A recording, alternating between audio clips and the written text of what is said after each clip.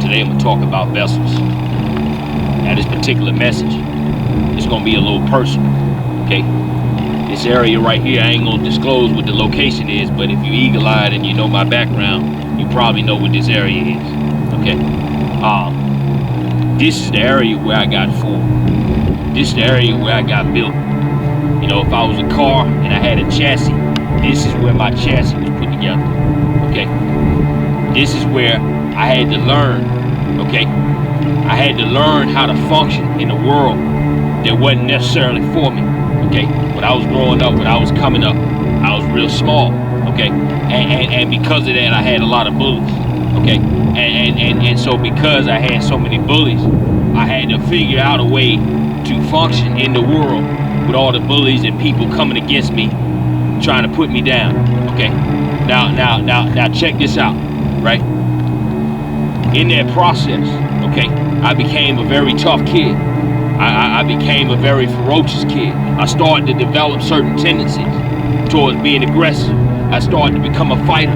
I started to learn that I could use my intelligence, okay, and use maneuverability, use speed, okay. I could use so many different traits to overcome bullies that their advantage over me that they was bigger, okay. But if I become smarter, faster, more maneuverable, and more aggressive, then I can thwart the bullies. I can stop the bullies. I can make them think twice about what they're doing to me, okay, and eventually become somebody that's feared. At least somebody that you think twice about messing with, okay? But what does that have to do with the gospel? What does that have to do with this particular message I'm gonna tell you, okay? Because it has a lot to do with it, okay? So check this out, okay? Something the Lord had to do with my personal development. He had to take me back here in my early 20s, okay? He had to take me back here to this sort of mentality in my early 20s, okay? Because what had started to happen to me, right? I started to be complacent in certain areas. I started to be compromising in certain areas, okay? Because the problem wasn't what the Lord was doing. The problem was with my actual vessel, okay? The problem was my actual vessel. See, a lot of people underestimate the power that the actual vessel has, okay? We know the scripture that talks about we're all clay pots and we hold the treasures. That's God, you know, God is the treasure, right?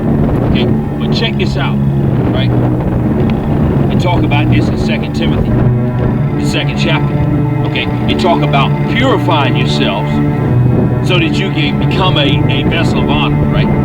All right, so in the purity process, I had to strip some of the new ways I developed outside of this playground, and I had to pick some of these things back up so I could be obedient and become the person that the Lord really wanted me to be, okay? Some of the redemption that the Lord was doing, right, is he had to go back and find the kid in the playground, okay, that was ready to fight at the drop of a hat, take him and make him and use him as an agent of the gospel, okay? Now check this out, right? The problems I was having before, okay, is I compromised in areas in which I was at a crossroads. I was like Esau in a lot of ways because I didn't do what was difficult when the time came. I did what was easy. I did what was fast. I did what was accessible. I compromised on my visions. I changed things around according to what my circumstances were. And so because of that, I started to live in the flesh, even though in my heart I sought to live in the spirit. But what had to change is my vessel had to change. My vessel had to be worked on. And that's what's missing from a lot of people Christianity. Okay? It talk about in Luke 10:27, love the Lord thy God with all your heart, mind, soul, and strength. Okay? We always overlook the fact that he said love him with all your strength. Okay? Love him with all your strength. And there's very little Christians that do anything with all their strength. And as a result, they're very deficient when it comes to the day and the hour of temptation. Okay? What did Jesus say in the Garden of Gethsemane? Okay? Could you not have stayed up with me 1 hour? Right? But what did Jesus say to them, the reason why they couldn't stay up with him? He said the spirit is willing, but your flesh is weak. You see? So when your flesh is weak, even if the spirit is willing, you're not able to do the things that the Lord really wants you to do because your flesh is too weak. It ain't been disciplined and it ain't been strengthened like it's supposed to. And this the area where even before I start turning to the Lord, where the Lord used this playground to strengthen my flesh and build me into a person of character.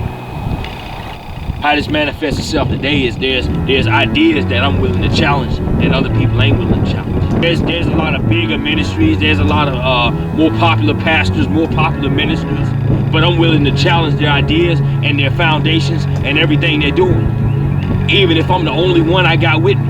Why? Because I learned it from the playground, and the Lord used a man from the playground to push the gospel today and this time. But if it wasn't for the playground background, right, I wouldn't have a basis to go on to become this person. See? Now check this out. I'm gonna close with this. When you feed your vessel things of this world, things of the flesh, right, and you don't develop the strength in your physical flesh, I don't mean the sin nature flesh, but your physical flesh, your vessel, right? If you don't strengthen your vessel, this is how it manifests itself, right? In the real world, anytime you come into a hard situation, you're gonna fade and you're gonna compromise. When it comes to the refrigerator and you feel conviction, no, I think I'm gonna eat that donut anyway. No, I think I'm gonna eat that burger anyway. No, I think I'm gonna eat that biscuit anyway, right? And it don't seem to manifest anything bad at first, right? Until you get into a situation where God is testing you. He's sending somebody that you're supposed to minister to. Oh, that's inconvenient to me. I don't think I'm gonna do it. Or check this out. Or I'm gonna wait till another time, right? That I think I have, but I really don't have. And when you get to that time, that person ain't gonna be around anymore. All because you have a compromised flesh vessel. And check this out. When we on this earth, we judge of the deeds that we do in the body, right?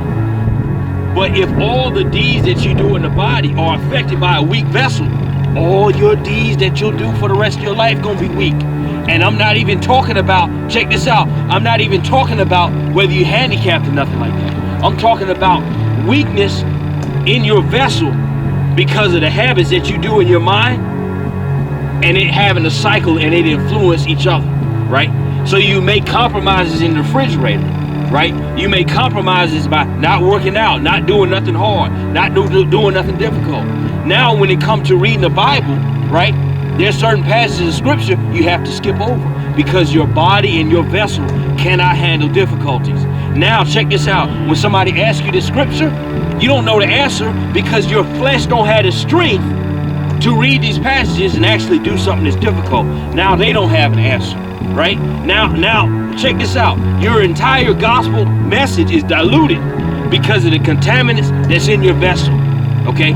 Because they ain't been purified, because you ain't loved the Lord with all your heart, mind, soul, and strength like you were supposed to. You ain't do what Timothy said and purify your vessel to become a vessel of honor, right?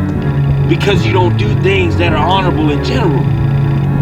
And that's what happens to most people in America. That's what happens to them. Because they focus so much on the mental things, right? They focus so much on the external things that the whole time the biggest thing holding them back is their own vessel, their own bodies, their own decision making that make them into a compromising person. So no matter what they preach about, they can't really apply it because their body ain't really lived them experiences. Their body doesn't do anything on a regular basis to make them able to push the words that they're talking about with any sort of reality or experiences behind it. And that's what happens to a lot of folks when they don't focus on the vessel. So that's what you need to do. You need to make sure that you're doing things with your whole self, right? With your whole self. So you can put it all together and do the Lord's work like what you're really called to do. That's my message on today. You take care.